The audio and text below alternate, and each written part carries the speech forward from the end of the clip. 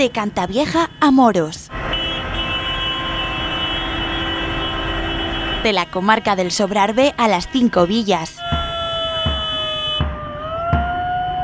Y así, subidos en sus tractores y al son de decenas de cencerros, cientos de claxones, bombos, clamores y aplausos, miles de agricultores y ganaderos aragoneses llegaban a Zaragoza para gritar por el pasado, el presente y el futuro del campo.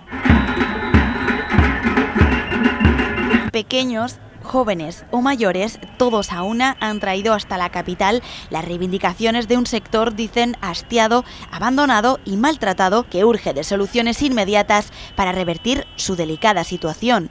Una situación que les lleva desde hace mucho tiempo al límite. Esto nos afecta a todos, hay que venir aquí a apoyar, cada uno un poco por las reivindicaciones que tenemos. Bueno, yo soy hija de agricultor, soy nieta de agricultor, soy bisnieta de agricultor.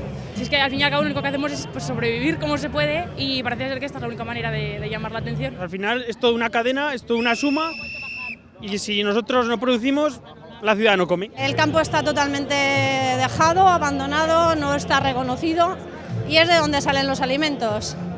Las ciudades son preciosas, pero sin campo y sin pueblos no hay nada. Porque si no, ¿qué comeremos mañana?